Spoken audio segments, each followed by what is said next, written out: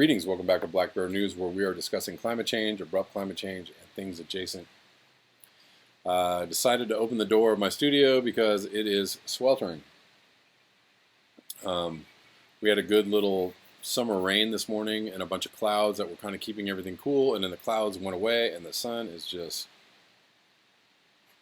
on you like a vengeance, or with a vengeance is what I think I meant to say. Anyways, let us take a look at what's going on with Extinction Rebellion. Here is their latest newsletter, which came out on July 25th, 2019. Take an ice-cold sip of rebellion is the title. Welcome to our 26th newsletter. The heat just keeps on rising, and this week has seen record-breaking temperatures in the UK, across mainland Europe, and North America, and unprecedented wildfires around the Arctic Circle. A recent study found that Europe's 5 hottest summers since 1500 have all been in the 21st century. The 21st century. The severe consequences of this increasingly obvious change in the climate have been further illustrated by a study suggesting a substantial extinction risk for deer, sparrows, and magpies, among other species. Meanwhile, the establishment resists protective measures by whatever means it can. In the UK, with dubious, dodgily funded words, and in Colombia with murder. As XR France demonstrated 1 month ago, we who stand for civilization are prepared to face barbarism, upsetting footage, and to do so in peace. So, you guys remember that footage from France when the police were tear gassing people at close range and just basically throwing them around and kicking them around and locking them up with as much force as possible. Yamil Guerra is not the first courageous human being to stand up for the environment in the face of a potentially murderous response, and she won't be the last. It was with deep respect and gratitude for such bravery that XR UK launched its summer uprising, causing major disruption in 5 cities with the help of 5 brightly painted boats. Each vessel was named after a conscientious protector who faced death or violence in the course of their struggle. You can read more about the uprising's colorful, heartwarming successes here.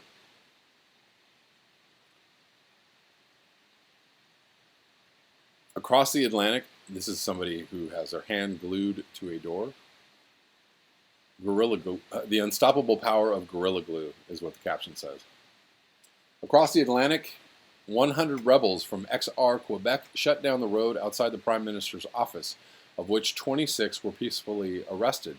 Yesterday, XR Canada's colleagues across the border went one step further, with 17 members of XR Washington making it inside a government building to block members of Congress attending a vote, seeking to direct their representatives' attention towards a motion of climate emergency.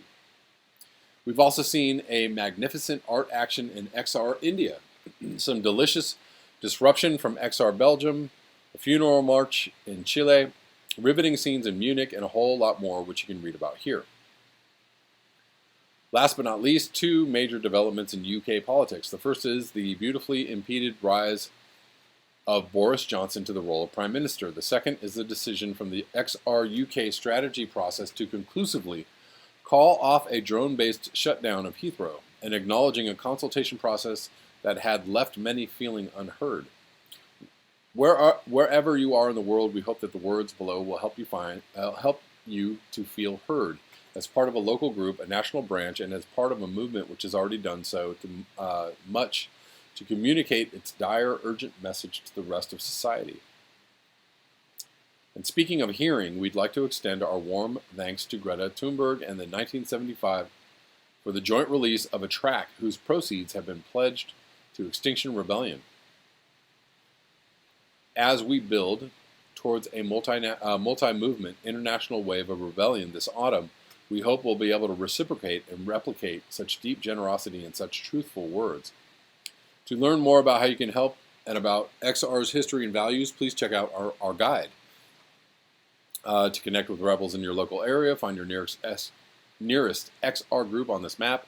If there's no active group near you, you can start your own. Stay up to date with local upcoming events here, or start your own event by filling in our talks and trainings form. If you can support us financially, see here to donate now, and etc. etc. etc. And then there are more updates on this. The other newsletters are, if you just keep scrolling down on this webpage, you will see the former newsletters for the last. And moving on, lastly, in this video, I wanted to just cover an interesting. I'm not going to read this whole thing because it's really, really long, but it's very, very good. And it's, kind of delineating the difference between progressives and liberals. We talk about Democrats or we talk about the left, and obviously liberals are not the same as progressives. This is a progressive channel. Although I think probably my views are way more left than even a lot of progressive channels. That's fine.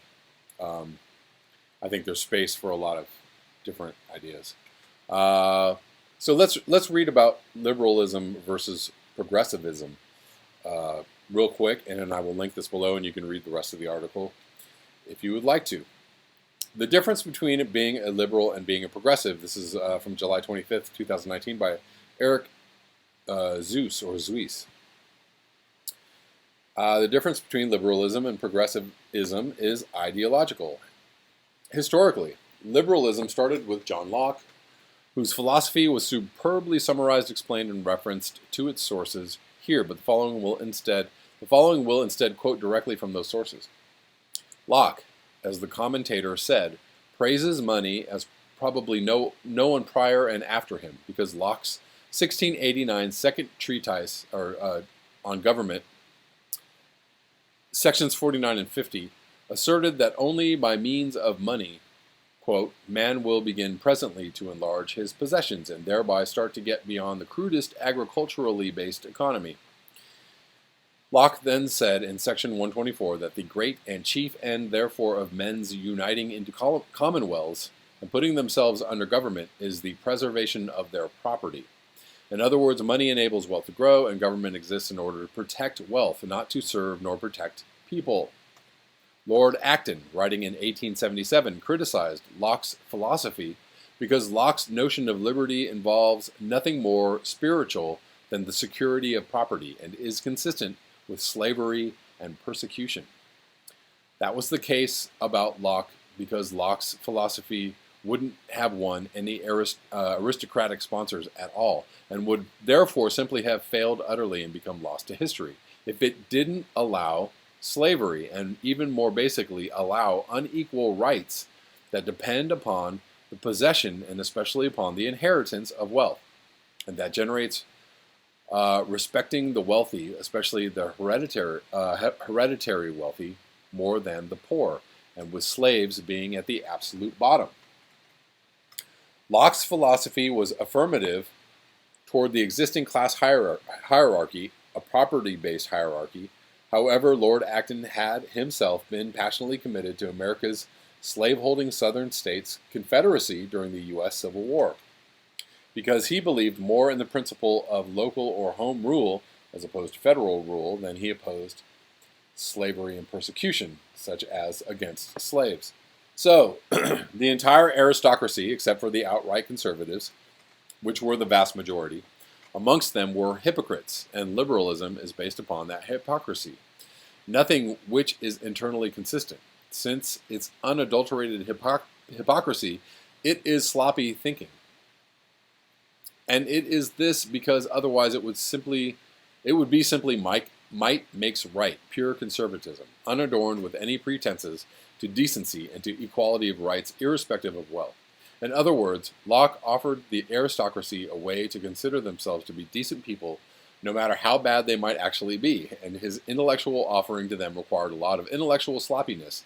This is liberalism at its very outset and right up until today. It is stupid, but the super rich consider it to be acceptable, and so some of them sponsor it, which enabled it to become a classic.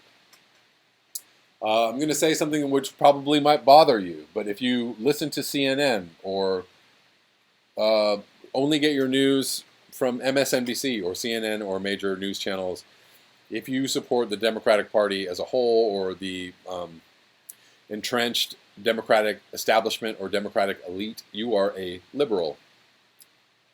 So whatever it was that was said about liberals in this article apply to you. Progressives are the ones who are trying to actually make the Democratic Party a party of the people, and to put the welfare and the issues of the people first, foremost, more prominently, above the interests of corporations or capitalism or monetary gain.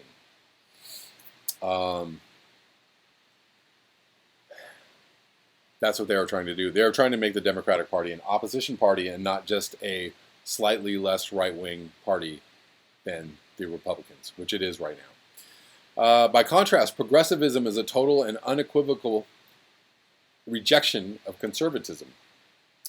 It doesn't respect wealth and the wealthy, nor does it despise the poor. It instead admires goodness, which seeks no recompense or public honor, therefore, but instead springs from as wide a compassion as possible, without regard to an individual's race, creed, or ethnicity. And it despises greed and rejects outright the greed is good philosophy. A philosophy that's consistent with both liberalism and conservatism, so progressivism repudiates both, and it accords no honor to winning and no shame to losing. The progressive, like anyone, wants to win, but only for a good cause, as good is accorded without any favoritism toward any individual or group or individuals, nor disfavoring of others, but purely with equal rights for all to freedom and happiness and fulfillment. Also, progressives don't, their goals and their ideals are lofty but not unattainable. They are not children's dreams. They are not pie in the sky. They are actual tangible things which can be accomplished and which can be realized. That's what progressives believe. And liberals are like, you want too much. You're asking for too much. It's pie in the sky. It's too radical. We need incremental change. We need to just fix, the wonky wheel on the bicycle right now. We need to just, lesser of two evil are ways into evil. Lesser of two evil are ways into Trump as president.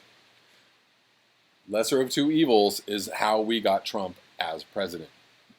Make no mistake. And so if you want to play that game again in 2020, Trump is exactly what you're going to get. And one last word for the liberals of the world, or the people who are mad at Bernie because somehow he got in the way of Hillary Clinton being president. No, that's not who you should be mad at. You should be mad at Hillary Clinton being such a terrible, terrible human being. Being a lying, cheating person under FBI investigation who just had to have the nomination so badly in her clutches. She was so close. She had to do everything in her power, lie, cheat, and steal in order to get the nomination, in order to ultimately lose to Donald Trump. The worst person we've ever had as president of the United States in history. That's what you get. That's what you get. Blame Hillary. Don't ever blame Bernie. Don't make it Bernie supporters. Don't make it about Bernie. Make it about you supported a terrible candidate, and you were blind to the obvious corruption that you were supporting, and you thought that it was okay because this corruption is not as corrupt as that corruption. Get your mind right. Get your moral standing or your moral compass in order, and figure out whether you actually support things that are good and whole and authentic, or whether you support things that are just kind of corrupt, but it's okay. It's fine. Mostly it's okay. That's all I have for you today. Thank you so much for your eyes, your ears, and your conscience. If you would like to support this channel, you can do so at the links below. Until next time.